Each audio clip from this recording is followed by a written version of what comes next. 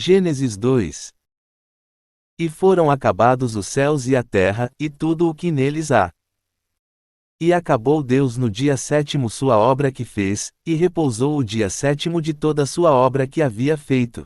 Quando Deus criou tudo, ele descansou. Isso significa que ele não criou mais nada. Isso não significa que ele não trabalhou mais. Gênesis nos diz que Deus fez muito mais coisas. E abençoou Deus ao dia sétimo, e o santificou, porque nele repousou de toda a sua obra que havia Deus criado e feito. Muitas pessoas hoje em dia mantêm um dia especial em cada semana. Alguns consideram o primeiro dia especial, porque Jesus Cristo ressuscitou da morte no primeiro dia. Outras pessoas consideram o sétimo dia de cada semana um dia especial. Estas são as origens dos céus e da terra quando foram criados, no dia que o Senhor Deus fez a terra e os céus. O capítulo 1 nos contou a história de como Deus fez tudo. O capítulo 2 nos conta mais detalhes sobre como Deus criou as pessoas. E nos fala do jardim que Deus fez para o seu povo. E antes que toda planta do campo existisse na terra, e antes que toda erva do campo nascesse, porque ainda não havia o Senhor Deus feito chover sobre a terra, nem havia homem para que lavrasse a terra. As plantas de que o homem precisava para se alimentar não cresciam. Houve duas razões para isso. Primeira, não havia água suficiente para eles. Mas Deus poderia enviar isso. Segunda, não havia ninguém para cuidar delas. E o homem poderia fazer isso. Então Deus enviou água, no versículo 6, e colocou o homem no jardim, nos versículos 7 a 8. A obra de Deus e a obra do homem eram ambas necessárias. Em muitas coisas que fazemos, a obra de Deus e a obra do homem são necessárias. Mas subia da terra um vapor, que regava toda a face da terra. Formou, pois, o Senhor Deus ao homem do pó da terra, e assoprou em seu nariz sopro de vida, e foi o homem em alma vivente. Deus fez o homem do pó. Então ele fez o corpo do homem com coisas que ele já havia feito. Ele soprou nele o fôlego da vida. Isso significa que ele deu vida ao homem. Se um animal respira, ele está vivo. Mas a palavra hebraica que significa sopro, também significa espírito. Portanto, este versículo também significa que Deus colocou o espírito do homem no corpo do homem. O homem é diferente dos animais porque tem espírito. É por isso que o homem é como Deus. E havia o Senhor Deus plantado um jardim em Éden ao oriente, e pôs ali ao homem que havia formado.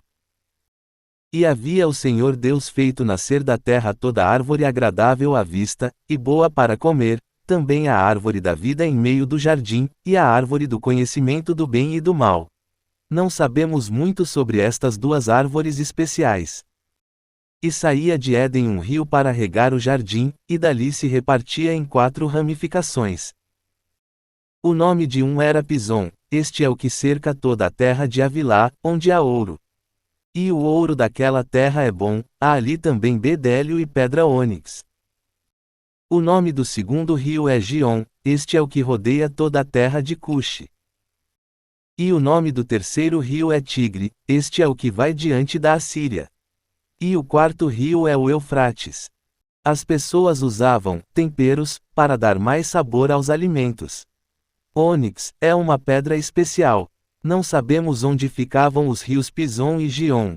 Rios chamados Tigre e Eufrates fluem pelo país que hoje é o Iraque. Tomou, pois, o Senhor Deus ao homem, e o pôs no jardim de Éden, para que o lavrasse e o guardasse. E mandou o Senhor Deus ao homem, dizendo: de toda a árvore do jardim comerás.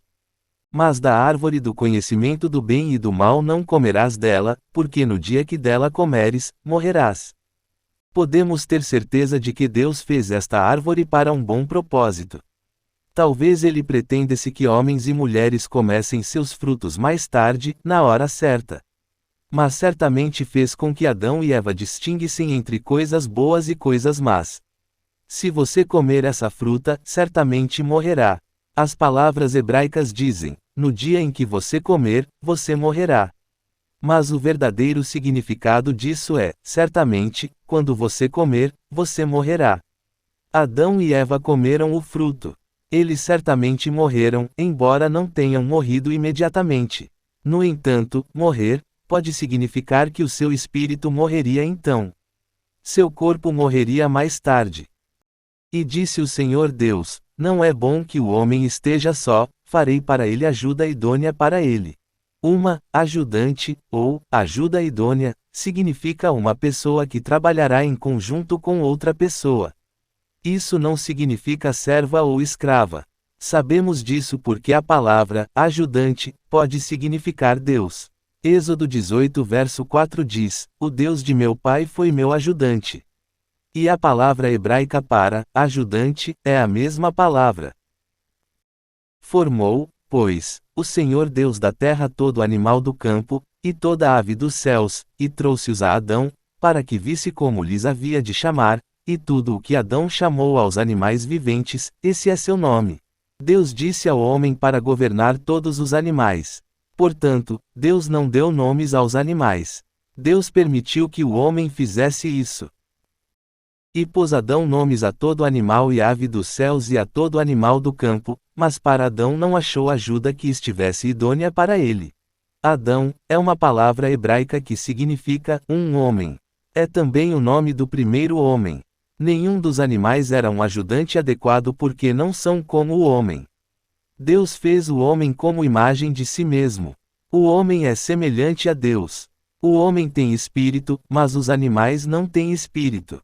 O homem governa os animais e cuida deles. E quando o homem trabalha com animais, eles são seus servos. Portanto, eles não são os ajudantes de que o homem precisa. E o Senhor Deus fez cair sonhos sobre Adão, e ele adormeceu, então tomou uma de suas costelas, e fechou a carne em seu lugar. O osso era uma costela. Uma costela é um osso fino na parte superior do corpo. E da costela que o Senhor Deus tomou do homem, fez uma mulher, e trouxe-a ao homem. E disse Adão: Esta é agora osso de meus ossos, e carne de minha carne, esta será chamada mulher, porque do homem foi tomada. Este é o meu osso, significa, este era o meu osso até que Deus o mudou. E, faz parte do meu corpo, significa, isto fazia parte do meu corpo até que Deus o mudou. A palavra hebraica para mulher soa como a palavra para homem. Portanto, deixará o homem a seu pai e a sua mãe, e se achegará à sua mulher, e serão uma só carne. As duas pessoas tornam-se um só corpo. Desde o início, Deus pretendia que um homem tivesse apenas uma esposa. Mas depois desta época muitos homens tiveram várias esposas. E desde o início, Deus pretendia que um homem e sua esposa permanecessem juntos. Mas depois desse período algumas pessoas se divorciaram. Jesus se referiu a esse versículo e disse que as pessoas não deveriam se divorciar. E estavam ambos nus, Adão e sua mulher, e não se envergonhavam.